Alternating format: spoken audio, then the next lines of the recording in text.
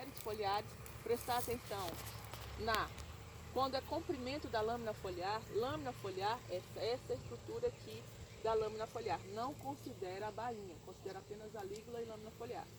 E aqui eu tenho a largura de lâmina foliar. Então eu vou pegar o meio da lâmina foliar e pego a média dessa largura aqui. Observem que eu tenho espécies que são pilosas, então observem pilosidade e coloração. Nesse caso dessa espécie aqui, algumas colorações, uns pontos púrpuros vão aparecer, mas isso é característica não de deficiência mineral, que às vezes alterações de colorações são em função de algumas deficiências de alguns minerais. Nesse caso, é um fungo específico que ataca essa espécie aqui, é muito comum. Isso aqui não é deficiência mineral, é um fungo muito comum nessa espécie. Então essa coloração aqui teoricamente não é para ter. Observem a questão que a gente não tem pilosidade é glabra. Então toda vez que vocês escutarem esse nome glabra, que não tem pilosidade, é um termo que a gente usa comumente. Observe a forma geralmente é lanceolada, mas eu tenho algumas espécies que tem o ápice terminal da lâmina foliar aguda, fica quase uma agulha, né, bem aguda. E aí essas descrições são importantíssimas. Borda serrilhada, pilosidade, se é glabra, se tem a largura, e aí vocês vão fazer essas características foliares. Comos, a observação em relação se esses comos, pigmentação do como, pigmentação púrpura, pigmentação verde, eu tenho nós geniculados, lembrando que nós geniculados estão associados com competição por luz, aí vocês vão fazer essa descrição, se é estolonífero, se é rhizomatoso. Aqui ó, vocês podem observar que eu tenho, mais aqui dessa espécie, eu tenho aqui parte aqui que ela é decumbente, né? E vem alguns movimentos que mostram. Ai, peraí. Tá vendo? Que eu tenho estolões e ela vem por competição de luz, que a gente fala no hábito estolonífero e decumbente.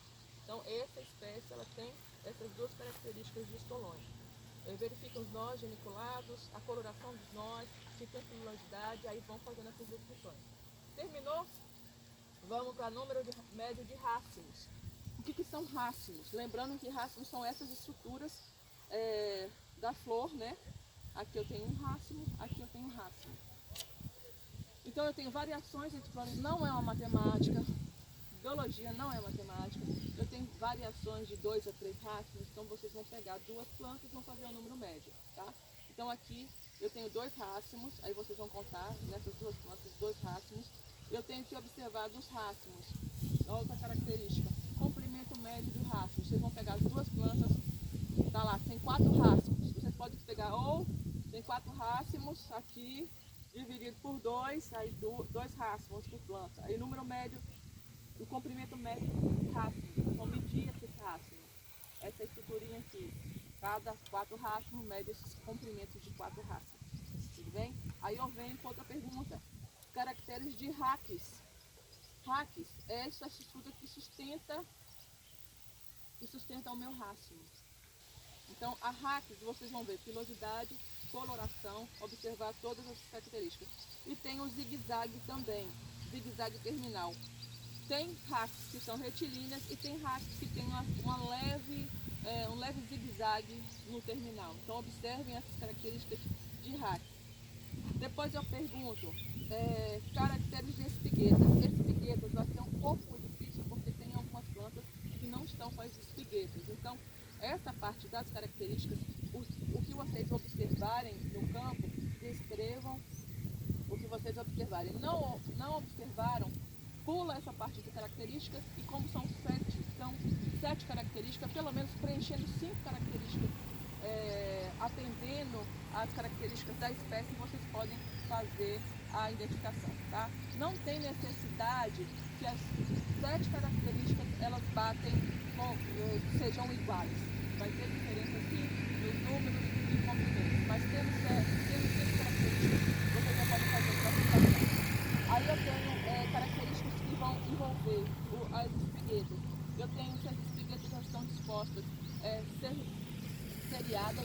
seriadas, ou seja, uma fileira só, ou às vezes eu tenho as espiguetas dispostas em duas fileiras, que a gente fala bisseriada. Eu falei borda de lâmina foliar. Borda de lâmina foliar também verifico se tem serrilhamento também, se as portas são serrilhadas. Então, serrilhada borda e seriada espigueira. Aí depois eu venho e fecho o número médio de espiguetas. Essa é a parte mais interessante, porque vocês não vão ver as espiguetas aqui, mas vocês vão ver essas estruturas que sustentam a espigueta. Então, contabilize a numeração contando justamente essas, como diz a aula, as bolinhas, essas estruturas que ligam, né, a espigueta à minha raiz, ou rácula, tá? Então tentem fazer essa contabilização. Número médio, conta esse aqui, conta de todos as espiguetas o número médio, e aí vocês chegam à média do que vocês vão encontrar. Aí eu tenho duas espécies, já tem uma que é fácil de identificar. Essa aqui é bem adaptada em solos alagados, ela se adapta muito bem, é uma das poucas espécies de gramíneas que se adapta muito bem a solos alagados. E deixa eu ver. E a outra. Eu me digo. Depois. Está num caminho mais ou menos. Deixa só você. Mas. E a outra seria uma outra espécie que tem outras características totalmente diferentes, já tem pilosidade. Vocês vão observar. Então, essa é a primeira das espécies. Vamos agora no relatório. Esse relatório eu não pedi fruto. Eu só vou fazer a descrição do fruto para vocês irem acostumando. A ideia eu não vou cobrar isso em prova. O trabalho que vocês vão ter desse caso, vocês vão exercitar bastante essa descrição. A única coisa que eu peço nesse trabalho é a descrição. Eu não quero características agronômicas, mas eu quero essas identificações. Aí, nesse caso, nesse relatório eu não peço, mas ele tem essa espécie, ela tem uma vagem retilínea, comprida, e a lâmina foliar, tá vendo aqui? Vamos lá. A lâmina foliar, ela tem um crescimento na rasteira, dependendo da situação, ela pode ser rasteira ou volúvel. O caule é tenro, um caule não tem característica lenhosa, altamente piloso, coloração verde a púrpura, então prestem atenção nas colorações. E eu venho com a lâmina foliar. Quando ela está nova, ela não tem tanta reentrância não. Mas é característica dessa trifoliada, é uma espécie, o macropetílio é uma espécie trifoliada.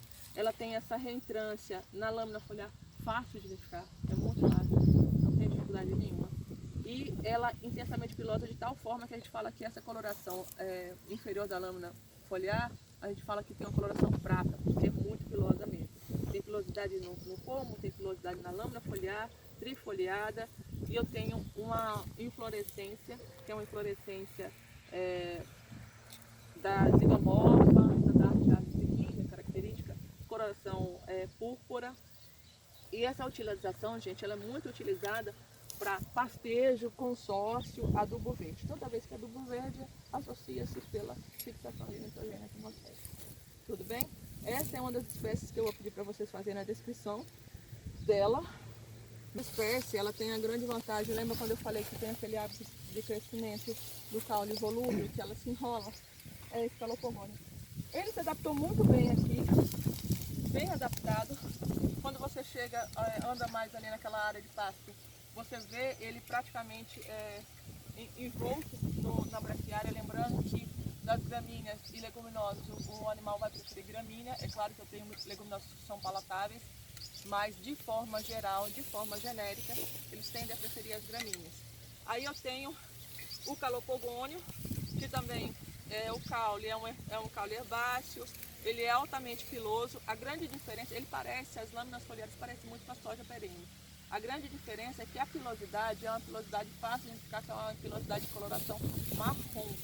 Então eu tenho uma coloração intensa marrom, tanto no caule quanto nas lâminas foliares. Os folíolos são desenvolvidos, uma planta defoliada, e as vagens vagens são vagens curtas, dispostas em cacho, e essas vagens elas também são parecidas com a da soja.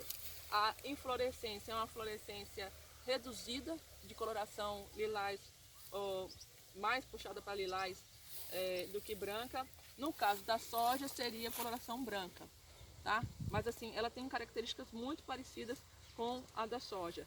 Usada também como para pastejo, adubo verde. Eu tenho também sua utilização como feno. Nem o ciratro, nem o calopogônio existem limitações nutricionais. Toda vez que eu falo de utilização, no momento que tiver, e vocês vão ter no relatório de vocês para falar, no momento que tiver a utilização e limitação nutricional, vocês vão ter que colocar sem limitação nutricional e como que eu posso fornecer, porque isso é peça-chave no fornecimento das forragens para o animal, tá? Não peço vagem, mas eu peço inflorescência. A inflorescência vocês não estão observando a coloração dela aqui agora, mas eu quero que vocês descrevam essas colorações no relatório de vocês, ok? Primeira foi cirato, segunda calopogônio, vamos para a terceira. Aí eu entro com as espécies de leguminosas, a leucena. A gente já falou isso na primeira aula, a gente fez a descrição da diferença de leguminosas para gramíneas.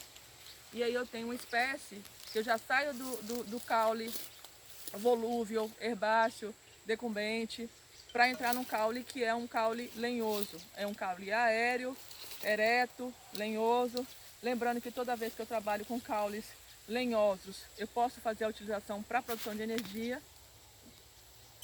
Se não for o caso, para pastejo. Se eu tiver para pastejo, aí eu entro com as limitações da leucena, gente. Lembrando que leucena, não deixar, serve como banco de proteína. O pastejo no máximo são 5 horas, 4 horas de pastejo. E aí depois você retira os animais. Então essas considerações da utilização, eu quero que vocês descrevam. Principalmente porque a leucena tem a limitação da mimosina glicosídica. E essa mimosina, ela causa perda de pelos tanto equinos quanto bovinos, além de ter o tanino. Então a recomendação é de não colocar, mesmo que você forneça no coxo, não colocar na dieta mais que 30%. Então essas considerações vocês têm que colocar. Não são todos os cultivares, tem cultivares que são mais, a mimosina glicosídica é mais predominante que outras. Tem cultivares que você tem que tomar cuidado sim. E aí eu tenho uma espécie que já vem com uma lâmina